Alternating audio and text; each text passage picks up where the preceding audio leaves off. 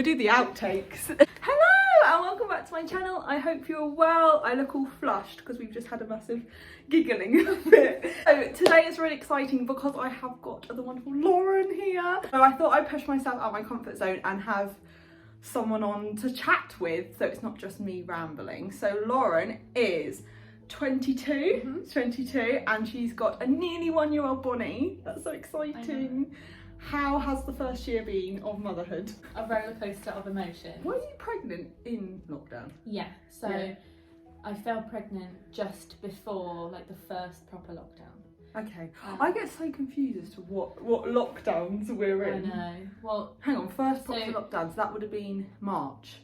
Yeah. So, like that, I found out I was pregnant in March, the start of March, and I was away from all my family at the start, so it was quite stressful. How did you find how was pregnancy? At the start it was like sickness constantly, but after I think it was about 14 weeks, like it was just so nice. Like once my bump started growing, I feel like when you get a bump it starts to just become real. Yeah, doesn't definitely. And then when you start feeling the little kicks and stuff, after that it was just like pretty smooth sailing until like towards the end, and then it was just uncomfortable. I know. I was pregnant with Alyssa, so towards the end was summer, and it was just the evenings. It was just so hot, and I was like, I was just swelled up everywhere. So, how's like first year of Bonnie life with Bonnie first year? Yeah. Has there been like highs and lows? Definitely. Just they just grow up too quick. That's like the biggest. Well, I mean it's good, like watching them grow, but at the same time it's just so. They just grow so fast. I actually saw a post today on Instagram that said like they fill your heart with so much love, but they break your heart at the same time because they just grow so quick. And do you know what? Something that really surprised me of becoming a mum. That's something I was going to ask you actually, but it was how much I worry. Oh, I worry about everything. I mean, I think from the moment I got pregnant, I was like, has she kicked today? Yeah. And it's just constant all the time. It's. I just feel it's like a constant like panic, but I don't know. There's so much love with it as well that it just kind of. I don't know. They just fill your heart but scare you at the same time. Like I have this thing with Alyssa getting ill. Like I know it's my thing where I just panic about her being ill, and I can't help it. But I'm trying not to like put that onto her because I just feel like going back because I can switch it around. How was labour? So I was induced. Yes. At 40 weeks and 2 days I went in. So a bit previous to that I had reduced movements 3 times from 37 weeks until 40 weeks. Yeah. So they said, right, go into hospital and they'll like check you over and whatnot, and then they realised that my heart rate was at about 120 resting, and Bonnie's heart rate was like 160 resting, and that's not like too high for a baby, but like it was like because mine was high, for me resting. So they said, right, we're going to formally invite you for an induction. We've got a bed free today. And I was like, okay. So I went home, like got all my things, like waited for Callum to come back from work, and then we went to hospital, and they started it literally there and then, like as soon as I got there, like 6 o'clock in the evening. I started having like mild contractions through the night, I think like how it all happened, and then by the morning I was like in quite a lot of pain. They were giving me paracetamol, that's all they'd give me to start. Yeah, and I didn't have anything until pretty much about half an hour before I had I had a cesarean. Oh yeah. So until half an hour I was literally on the same as you. And then when they gave me the gas and air, oh my god, it's the best thing. I had a panic attack because I was just getting so scared because I was in so much pain. I was like, what? I'm only like 4 centimeters dilated. Like my waters broke at this point. And I just kept thinking like why is it like not happening that quick? And it's because I was induced. It's a slow horrible process really.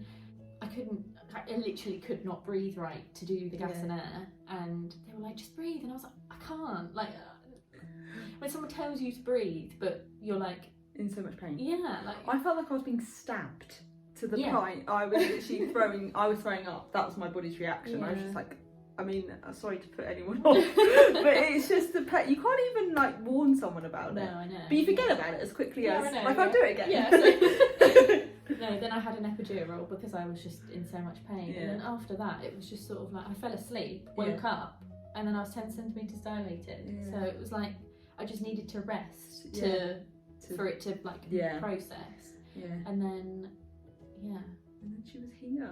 I mean, it did take a while to get her out Yeah. because she was a big baby. Yeah. But yeah, And then did you like have any like problems like recovery? not really. Oh, No, I had a lot of stitches. Yeah. Oh. Yeah. I remember in my NCT class they were like telling us about all the tears, like 1 degree, 2nd degree, and I was like, okay, you need to stop. I can't do this. Yeah, I had a 2nd degree tear. Okay. Which it didn't go into the muscle. No. But yeah, it was still quite bad. We are super women. I know. Sometimes it fascinates me, like when I'm having my sort of like you know those days where you just feel really rubbish about yourself, and then I have to stop and think, actually, my body has done so much. Yeah, exactly. It has birthed a human and grown a human, Exactly. which is quite incredible. Yeah. What I was going to say though is I love your the realness on your Instagram. Oh, really? I will put below Lauren's Instagram handle, because it's also your realness about like life as being a mum, like the highs and the lows, because there is, as much as there's highs, there's lows. But also like your body, like with your body positivity and your body confidence. Like how is that kind of, how does that go? Like how are you in yourself? It's still so. I just hate weighing myself. That's the main thing. Because I'll see my body's changed, and I'll step on the scales, and it will literally be no different. No.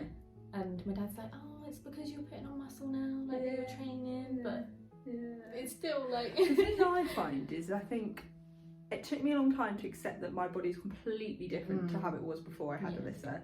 But B, I personally am triggered when I weigh, so I don't. Yeah, no. I don't weigh myself, and I feel like I've got to this place where I feel like I've got to love my body. Otherwise, all the changes are not going to make any difference. So it is really hard. But like you say, it's so dark. That's why I think I step. It's like Joe Wick says, the sad step. I just stay off of it. Because I feel like you say, you could be like working out and eating well, and then you just get up on there, and it's just like, literally just completely knocks your confidence down. But no, I'm doing what I can. And obviously it's difficult because you're finding the time. A 1-year-old. But no, I try and go at least like 3 or 4 times a week to the gym, and like I'll aim for 10,000 steps a day. But I mean, you kind of do almost that being a mum anyway. Running around after a child.